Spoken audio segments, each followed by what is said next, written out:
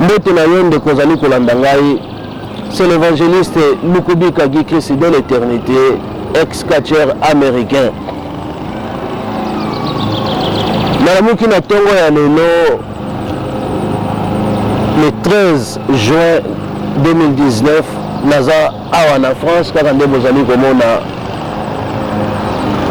mes pensées et tournées vers nos frères, nos sœurs oyo bauti kokufa na mai na nzela ya Grèce kouta Turquie. Mpe na pamboli na kopesa mbote na maître Toko Diangani na Angleterre esika wapi ozali nzamba pambola yo koyeba kotindela ngai video oyo. Mama no uzomona o batu nyoso tosena bango accident.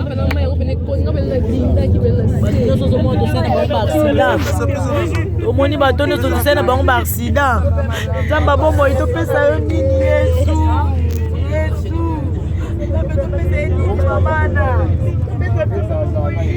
Ah, vraiment, Turquie, vraiment. Destination Grèce. Ah, Zelo Bapé Sarabiso ba conseil, mais Tolinga Royo Kate. Biso Toza Awa. Toza mélangé, ba Congolais, Toza mélangé na ba Camerounais. Donc, il batu ba Koufi, ne bazawa, bandeko na biso batikali na mayoyo. Nde to sola boye, bandeko na biso batikali na mayoyo. Nzamba sa biso grâce biso yo toza bon moyi. Ah Nzambe pasi tozolela pasi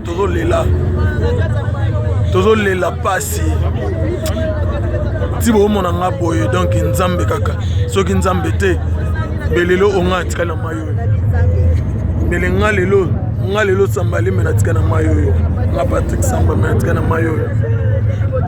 Donc nous omona tozolela bandeko na biso bakufi awa na mayo ebele. Bandeko na biso bakufi na mayo yo awa. Bandeko na biso batikali awa iza passe.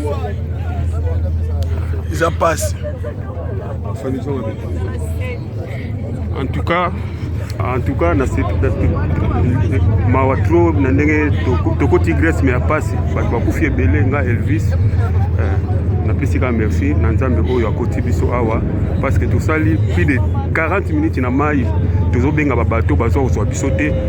Donc di si to perdre mo batebele biso tulata ba sauvetage na ba ope balata ba sauvetage ba biso bakufi donc eza mwa Nzambe donc namoni ko sambela Nzambe za makasi tokoti Grèce mais tokoti Grèce on a passé na souffrance donc de remercier Nzambe ya trop merci ya trop ba bayaka nzela oyo bozalaka mayele donc Nzambe yebi nga Elvis no sayebi nenga na basimani na bisino bambote maki to na uti na liwa mais Nzambe abiksi biso bamisi bakufi ciao.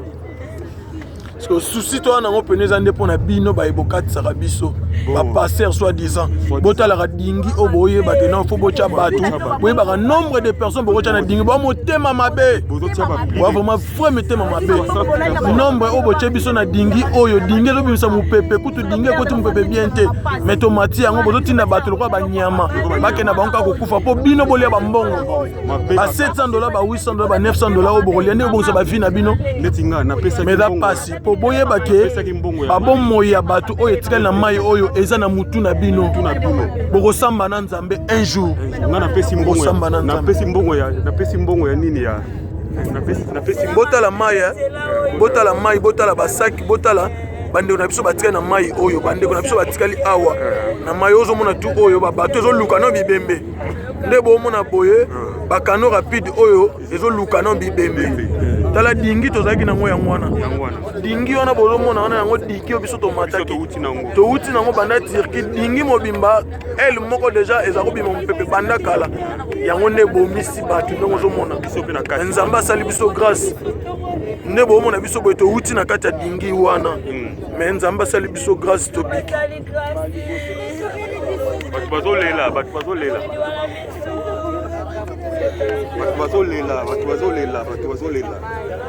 omusana mabe metinga na pesi mbongo na nga ya kano me bamatinga na nini ya nini ya regrette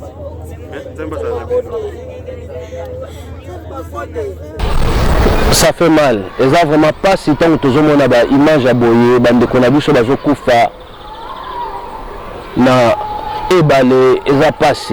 Pourquoi il faut que nous cacossé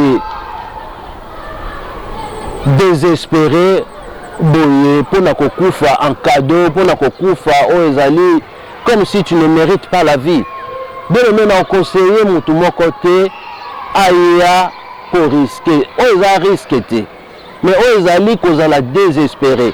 Tu as dit que peut-être moyen mususu ezalité mais moyen toujours ezalaka nzamba fungolaka ba porte d'une manière ou d'une autre pona bino ba iboza kolanda vidéo oyo tu as dit que nzambe afungolaka ba porte d'une manière ou d'une autre mais nzela oyo ezanzela moko mabe makasi ndeko na ko conseiller te bandeko musubo ya ko perdre ezali ba vie na bino boye pona koya na Europe. Na Europe eza na rien.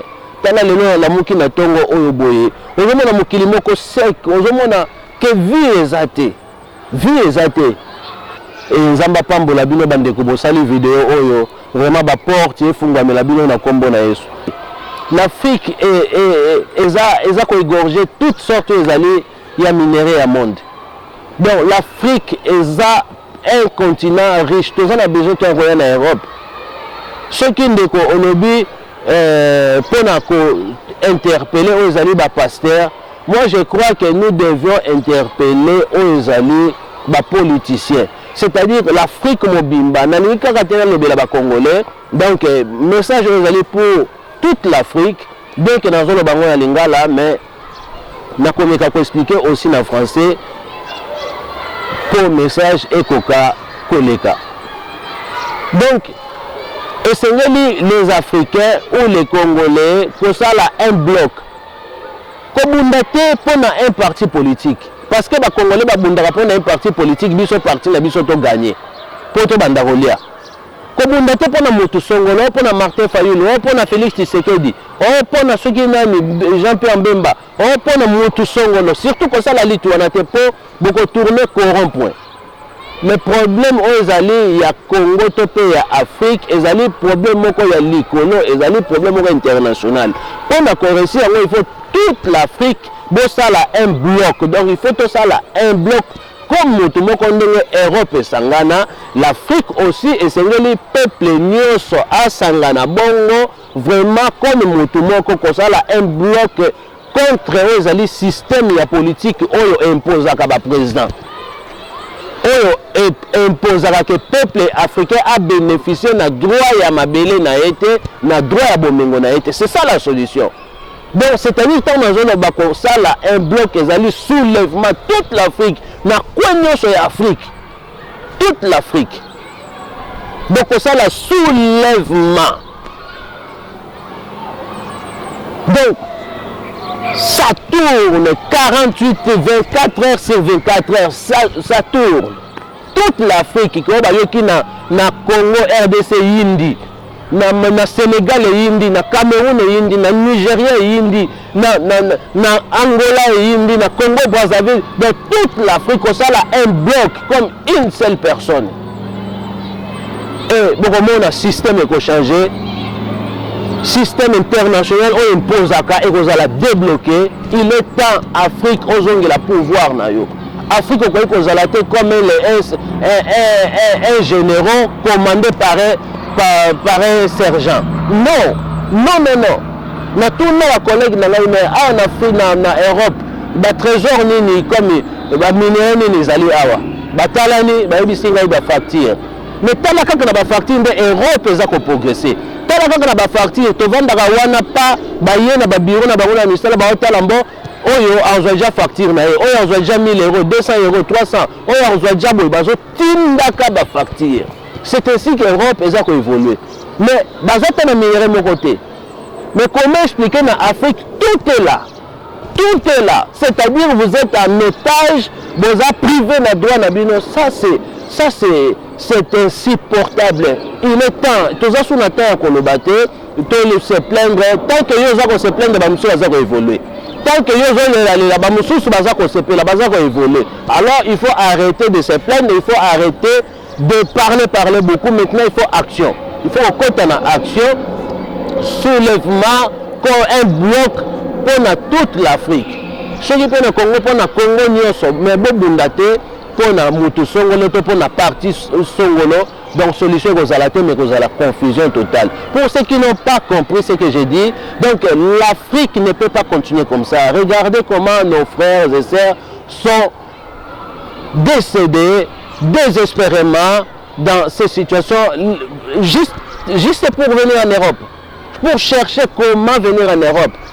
Est-ce que nous avons vraiment besoin de venir en Europe, puisqu'en Afrique il y a tout. L'Afrique égorge toutes sortes de minéraux. Est-ce que nous avons vraiment besoin de venir en Europe, se désespérer pour se faire suicider comme ça? Non, pas du tout, on n'a pas besoin. Comment l'Afrique peut être comme un général qui est dirigé par un sergent? Puisqu'en Europe, il y a tout. L'autre fois, j'ai posé la question à mes collègues, mais qu'est-ce qu'il y a ici en Europe comme minéraux? Ils se sont regardés et ils ont dit à la fin, c'est des factures. Leurs minéraux, c'est des factures. Donc, on vous envoie, ils sont là quand ils viennent dans leur bureau, ils vous envoient des factures à payer le huissier, machin, tout. Et l'Europe évolue, sont organisées. Voyez-vous? Mais pourquoi l'Afrique n'évolue pas? Il y a un système de politique. C'est ce système-là que je demande au peuple africain de pouvoir le débloquer. Pour le débloquer, il faut se mettre à une seule personne. Il faut se réunir et être comme une seule personne et s'opposer à ce système. C'est-à-dire, je parle du soulèvement populaire, du soulèvement africain. Si au Congo, en Angola, au Gabon, au Cameroun, au Nigeria, au Côte d'Ivoire, tout ça, tous les pays d'Afrique se soulèvent, à Libye, au Maroc, je ne sais pas, tous les pays d'Afrique se soulèvent pour combattre ce système, c'est-à-dire 24 heures sur 24 heures, soulèvement non-stop, ça tourne. Vous verrez, mes amis, les choses vont changer. Tout doit changer, tout va changer, disait le président Mobutu à l'époque. Et jusqu'à quand les Africains vont continuer à pleurer? Jusqu'à quand les Africains vont continuer à se suicider dans de telles situations? Juste pour chercher le chemin, comment venir en Europe. Ça, c'est de la suicide, mes amis. Je ne conseillerais pas à mes frères, à mes sœurs de pouvoir faire ou répondre cet acte. Ceux qui pensent à faire ça, alors il faut arrêter. Nous devions conquérir l'Afrique. On n'a pas besoin de rester ici. Nous devions conquérir l'Afrique. Nous devions nous mettre comme une seule personne, en faisant un bloc. Bien aimé, c'est très important. C'est ici que les choses vont changer. Donc, on n'a plus besoin de se plaindre, de pleurer, de parler sans action. Maintenant, c'est l'heure de l'action pour les Africains. Jusqu'à quand? Jusqu'à quand?